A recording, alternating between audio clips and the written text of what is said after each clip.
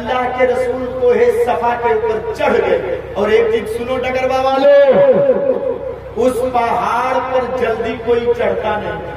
سنیے کچھ، اس پہاڑ پر جلدی کوئی چڑھتا نہیں تھا، اور جب کوئی چڑھ جاتا تھا تو یہ اس بات کی دلیل ہوتی تھی کہ آج کوئی امپورٹنٹ بات ہے، کوئی اہم اعلان ہے، تبھی یہ چڑھ کر کے اس میں اعلان کیا جاتا تھا. تو اللہ کے رسول جب چڑھ گئے تو چڑھنے کے بعد اللہ کے رسول نے نام لے لے کر کے بلایا ہر قبیلے والوں کو، نام لے لے کر کے. کیسے؟ اے فلاں قبیلے والوں تم چلے آؤ. نام لیا اللہ کے رسول نے. اے فلاں قبیلے والوں تم بھی چلے آؤ. اے فلاں قبیلے والوں تم بھی چلے آؤ. اے فلاں قبیلے والوں تم بھی چلے آؤ. سبوں کا نام لے لے کر کے اللہ کے رسول نے بلایا، سبوں کے نام لیے. جیسے اس گاؤں میں جتنے گاؤں ہیں اور نام الگ الگ ہے، تو اے فلاں گاؤں والوں تم بھی آ جاؤ. اے فلاں گاؤں والوں تم بھی آ جاؤ. اے فلاں گاؤں والوں تم بھی آ جاؤ. اے فلاں گاؤں والوں تم بھی آ جاؤ. سب لوگ ایک جگہ جمع ہو گئے، پہاڑ کے نیچے جمع ہو گئے. جب جمع ہو گئے، اعلان کو جب سنا تو جو آدمی بیمار تھا، بستر میں پڑا ہوا تھا، اس نے سنا کہ ارے کون یہ اعلان کیا؟ کہا محمد نے صلی اللہ علیہ وسلم. تو وہ بستر سے اٹھ کے بیٹھے اور اپنے بدلے میں کسی اور آدمی کو بھیج دیا کہ ارے جاؤ آج محمد ابن عبداللہ، وہ نبی نہیں مانتے تھے پہلے، ان کو معلوم نہیں کہ نبی بنا دیے گئے ہیں، کہ ارے جاؤ آج محمد ابن عبداللہ نے بلایا ہے، میرے بدلے میں جاؤ، ضرور کوئی امپورٹنٹ بات ہے، جلدی جاؤ جلدی جاؤ. اپنے بدلے میں دوستوں کو بھیج دیا. اللہ کے رسول دیکھیے کیسے دعوت دے رہے. دعوت کا طریقہ سیکھیے، تب جا کر کے ایکشن نہیں لے گا جس کو دعوت دے رہے. سنیے اللہ کے رسول نے کیا کہا. اے پہاڑی کے نیچے جمع ہونے والے لوگوں سنو، میں اونچی جگہ پر کھڑا ہوں، پہاڑ اونچائی پر ہے، میں اونچی جگہ پر کھڑا ہوں، اور تم لوگ پہاڑ کے نیچے بیٹھے ہوئے ہو. جیسے میں اونچی جگہ پر بیٹھا ہوں نا، آپ لوگ نیچی جگہ پر ہیں تاکہ دیکھنے میں سہولت ہو. نبی نے کہا لوگوں میں اونچی جگہ پر کھڑا ہوں اور تم نیچے بیٹھے ہو. سنو، مجھے جو دکھائی دے رہی ہے وہ تم کو نہیں دکھائی دے رہی ہے. اگر میں تم لوگوں سے کہوں کہ اس پہاڑ کے پیچھے ایک لشکر ہے جو آدھی رات گزرنے کے بعد تمہارے اوپر یہ لشکر حملہ کرے گی، تو تم مجھے سچ مانو گے؟ دیکھیے یہ کوئی دعوت نہیں ہے. ڈگروا والوں سنو، یہ دعوت ہے، نماز کی دعوت ہے؟ نہیں نہیں نہیں. روزہ کی دعوت دے رہے؟ نہیں. حج کی دعوت دے رہے؟ نہیں. زکات کی دعوت دے رہے؟ نہیں. پہلے کیا کہا اللہ کے رسول نے؟ دیکھو اس پہاڑ کے پیچھے ایک لشکر ہے جو رات میں تمہارے اوپر حملہ کرے گی. بولو تم مجھے سچ مانو گے؟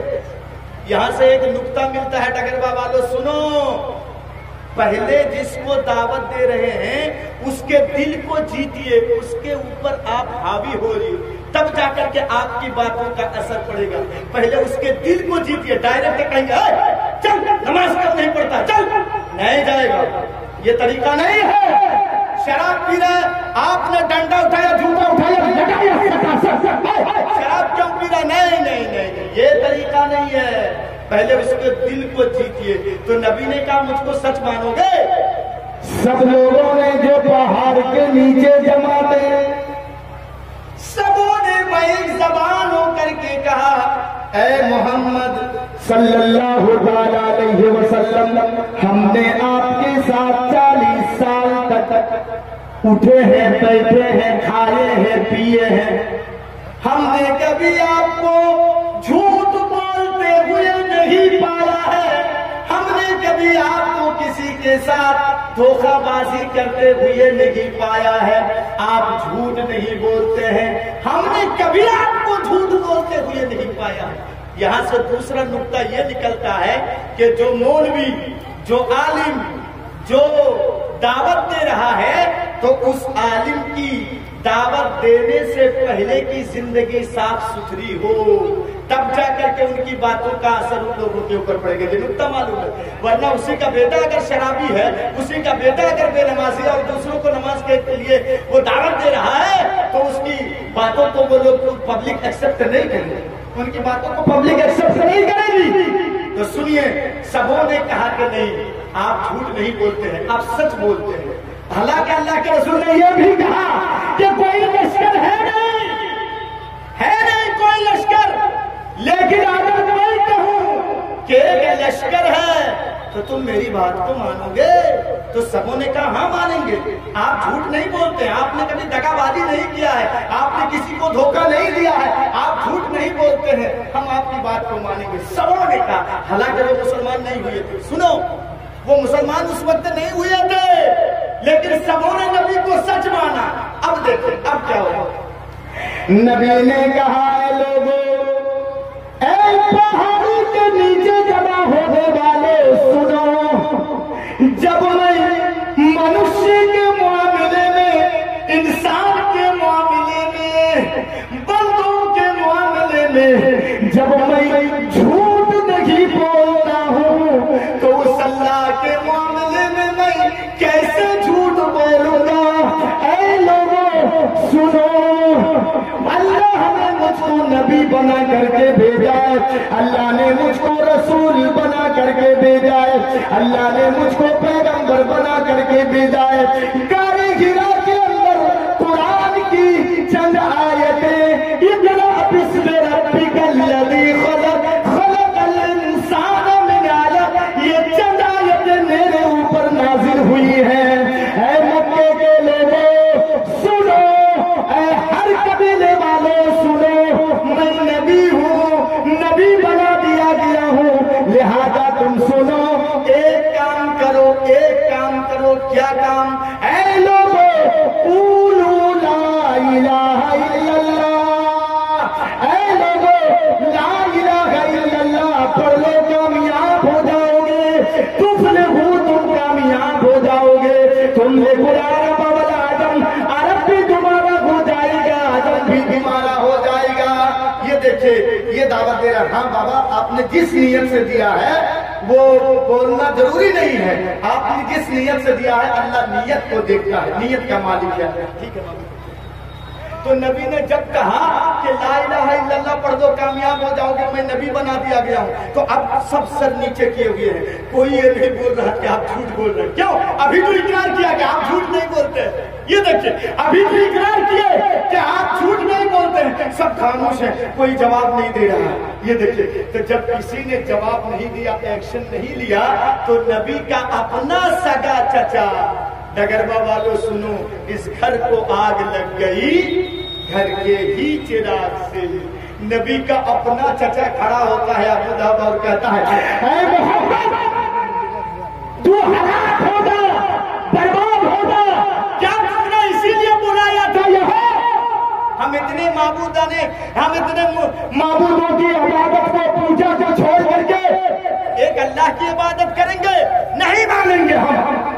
انہوں نے, ابو لہب نے جب یہ گستاخانہ الفاظ استعمال کیے, تو اللہ کے نبی نے اس ایکشن کا جواب نہیں دیے. سنیے, اللہ کے رسول اگر جواب دے دیتے تو جو منصوبہ بنا کے آئے تھے اللہ کے رسول, جو سوچ کر کے آئے تھے, پورا کام بگڑ جاتا, پورا کام بگڑ جاتا. اللہ کے رسول نے جواب نہیں دیا. خاموشی سے آپ پہاڑ سے اترے اور اتر کر کے چلے گئے. اس سے ایک نقطہ یہ معلوم ہوتا ہے کہ ہر سوال کا جواب نہیں دیا جاتا, ہر سوال کا جواب نہیں دیا جاتا. ابو لہب نے ایکشن لیا, نبی نے ریئیکشن نہیں دیا.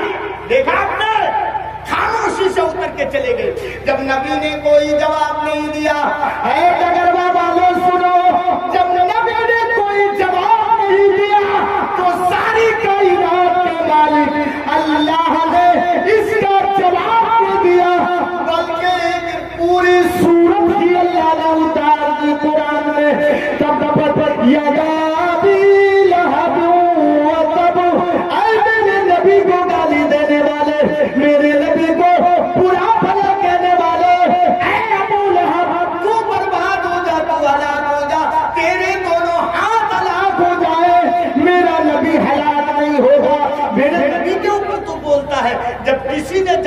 نہیں دیا، جب اللہ کے رسول نے جواب نہیں دیا تو اللہ رب العالمین نے ڈائریکٹ جواب دے دیا۔ میرے بھائیو سنو، جب آپ اللہ کے بن جائیں گے، اللہ کے پیارے بن جائیں گے تو اللہ قدم قدم پہ مدد کرے گا۔